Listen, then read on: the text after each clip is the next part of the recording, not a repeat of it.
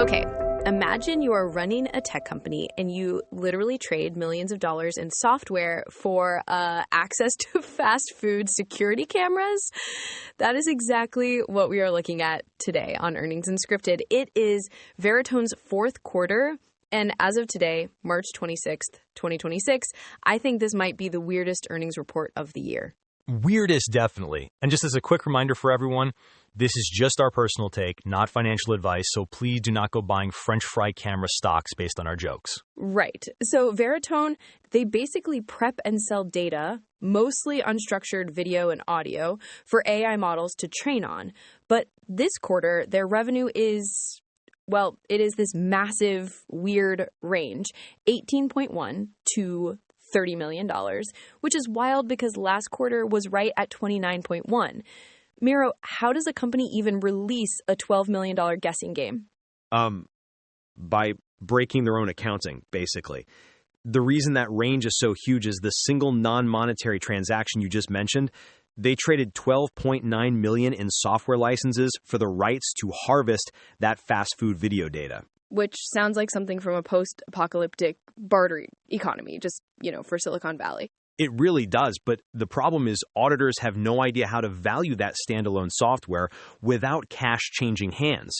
So the top and bottom lines are just entirely skewed right now. Net loss is projecting anywhere from 25.1 to 37 million. Which the market absolutely felt. The stock actually had a nice little spike right after the bell, hit near 320, but then the earnings call started and it just completely fell apart. Dropped about 19% during the call to end the extended session down at 240. Yeah, the reversal was brutal, but you have to look at why. They are completely starved for inventory. They literally had to walk away from $10 million in guaranteed data orders last year simply because they could not source enough video footage for the hyperscalers.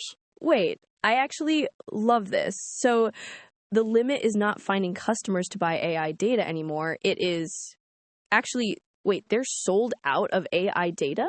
Exactly. The demand from these large language models is so aggressive right now that a micro-cap company is turning away 8 figures in revenue because the world is not producing the right kind of unstructured video fast enough for them to scrape it. Wow. And while that's happening, they also just entirely gutted their debt. They sold off their legacy ad agency, right? They did. Wiped out 100% of their senior secured term loan. That took their annual debt carry cost from $14 million down to just roughly $800,000, which is a pure survival move when you exit the quarter with only $27.4 million in cash. Talk about an extreme makeover. I mean, in 3 months, they dumped an ad business, slashed their debt, and pivoted into a pure data broker for AI models. Okay, there is a lot to unpack here, especially with how they're actually bridging this cash crunch. Let's get into the details. Right, because getting rid of that debt wasn't actually free. What do you mean? They sold Veritone 1. I thought that covered it. It covered the cash payout, yeah. But to bridge this whole restructure and keep the lights on, they essentially flooded the market with shares.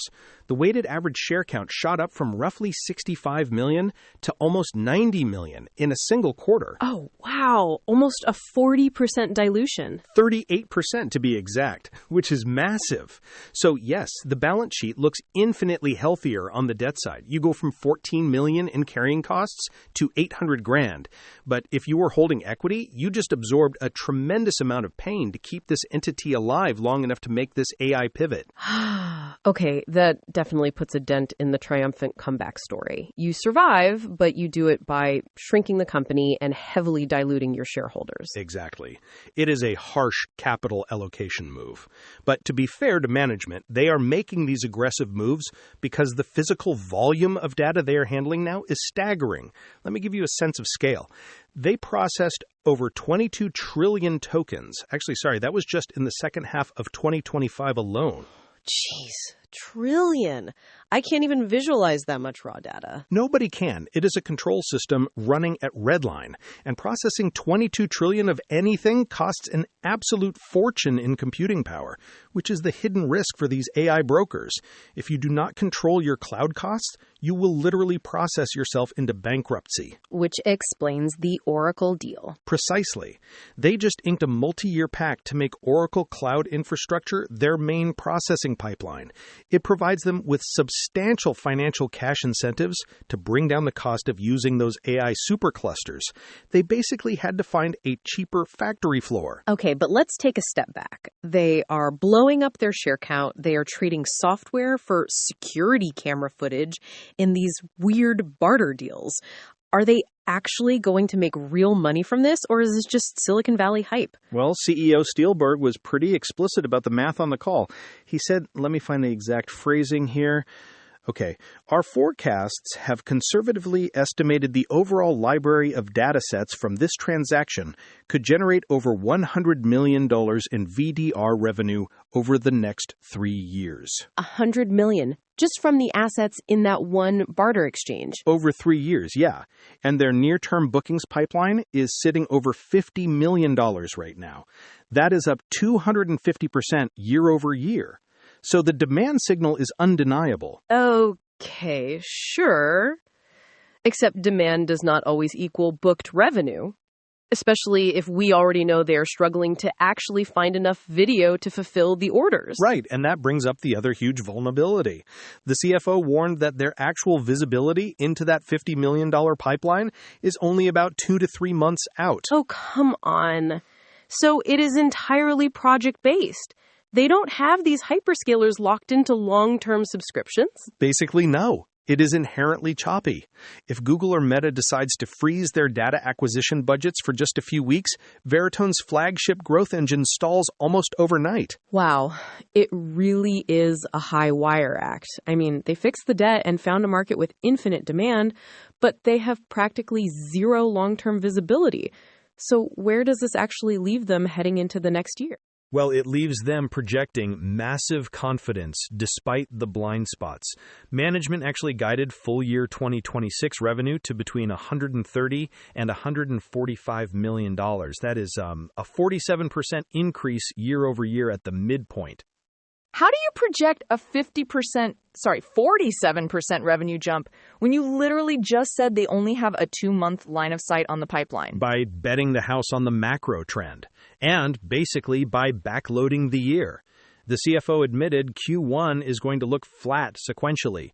The real spike happens in the back half. Assuming these massive hyperscaler contracts actually close. He specifically said, let me find the quote, "We are expecting the public sector revenue to grow between 60 to 70% year over year, and the remaining growth to come predominantly from VDR." So they are asking investors for a ton of patience. But stepping back for a second, I think this quarter tells a much bigger story about the current tech cycle. We spent the last 2 years completely obsessing over compute power and chips. And now the actual bottleneck is raw human reality. AI needs real-world training data so desperately that companies are returning to a medieval barter system just to harvest fast food footage. Exactly. It is the ultimate proxy trade for data scarcity. I mean, if Veritone can genuinely establish themselves as the toll booth for this new data economy, the heavy shareholder dilution and these bizarre accounting headaches will be completely forgotten by the market.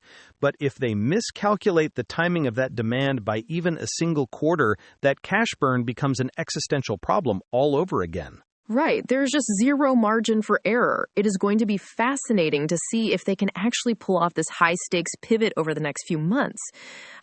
Let's just hope those restaurant cameras capture something valuable. Thanks for unpacking this wild one with me, Miro. Always a pleasure. Talk to you next time. See you all after the next bell. If you enjoy having these earnings chats just sort of naturally show up in your feed, you might want to follow the podcast. As a quick reminder, we do use AI to help generate the show, which is honestly how we manage to digest those massive corporate filings so fast.